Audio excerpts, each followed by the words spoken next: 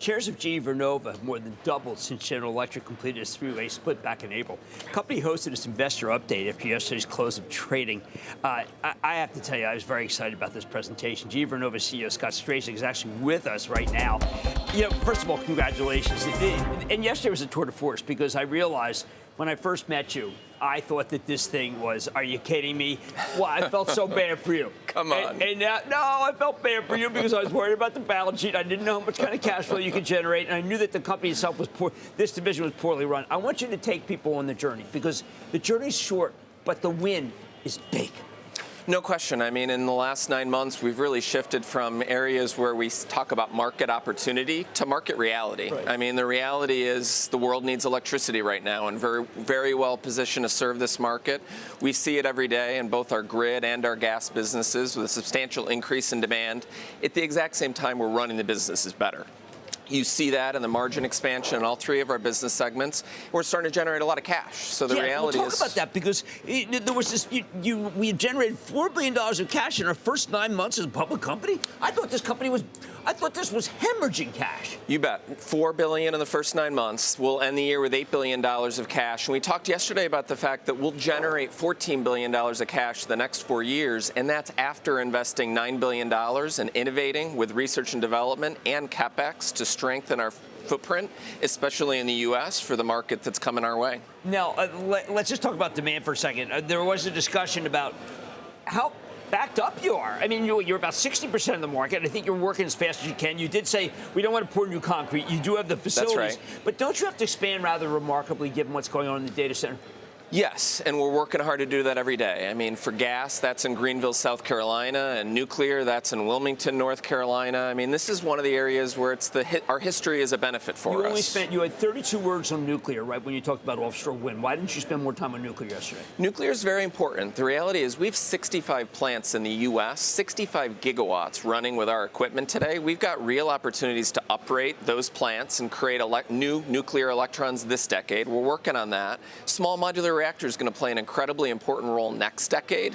We'll commission the first plant. 2032 in the U.S. is very practical. We have uranium pieces running all day today. I want people to calm down. This is not, it's a reality. But I have one more question before I pass on. Did you get to read Ruth Porat's piece yesterday, A New Approach to Data Center and Clean Energy Growth from Google? I'm familiar, but not the piece. Why are they not calling you? They're doing this thing. They have Google, TPG Rise, Climate Partner, and Intersect Power.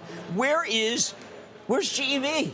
We're working with all these companies. We're working with all the hyperscalers right now. We work with TPG Rise. There's going to be a lot of solutions. There's going to be very much an all the above technology solutions. It's going to be a system of systems, and there's few companies better equipped to serve that complexity than Vernova. We'll do over $500 million, the only company. $500 million in what? Sorry. We'll do about $500 million of direct orders with the hyperscalers this year, primarily electrical equipment, transformers, switch gears to support those microgrids. So that's like for behind the meter stuff?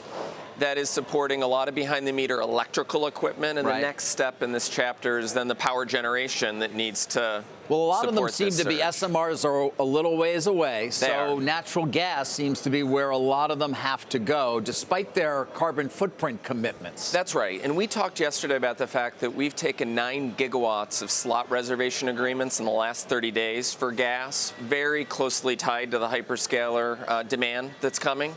So that is becoming reality. Now, with a lot of those customers, it'll be unabated gas this decade, but we also have very active discussions with them on how they decarbonize that gas over time. Carbon capture, hydrogen, both will play a role, but gas is going to play an incredibly important role this decade. I keep hearing things about potential shortages for things like transformers. Is that a real conversation going on? I mean, are there concerns? We're working hard to ramp up our capacity. The reality is most of our bidding activity today for transformers goes into 2028. So we're working to improve our cycle time to serve this market.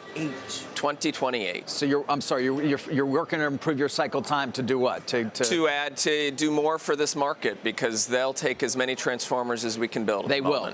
No I mean, question. is there anything that equates to this? Maybe the beginning of electricity? I would say, listen, I'm a student of General Electric's history, right? And when you think about where we've been most impactful, think after World War II and the role that we played building out the electrical grid then, both the economy and really stabilizing the world. If you look at the load demand that we project the next 15 to 20 years, it's most analogous to that period of time.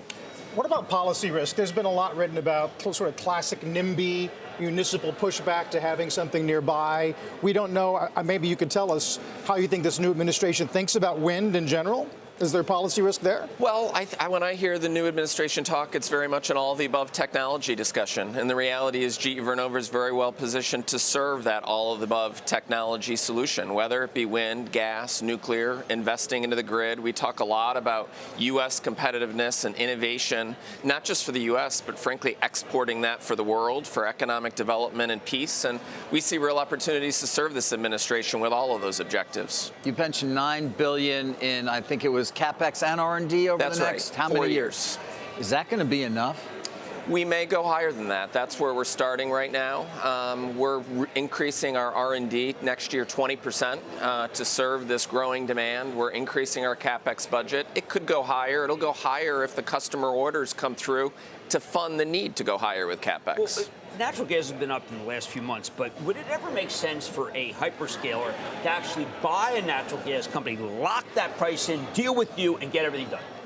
I think they're getting smarter every day on the full value chain of what the art of the possible is for them, and we'll keep iterating with them on many different solutions that they could use. But it's very clear for the economics of play for them and the data center build out, more power is critical, and we're going to have to look at many different alternatives to serve that growing market. Do you ever sit back and say, wow, these guys just keep talking about renewable, and yet all they do is keep ordering natural gas?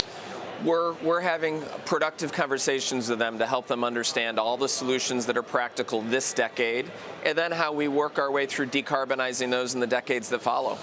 Timing, man. Timing is very important. When you guys were planning this spin, when Cope was planning this spin, I don't think he had the whole AI data center thing in mind. I said a point blank. I said, will you stop it with that could ever be investment grade? Just stop it, Larry. He said, no, we could get lucky here.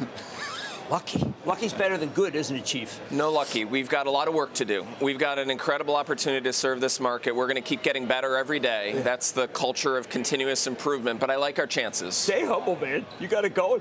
No. All right. Guys, thanks for having me. I appreciate it. Thank you.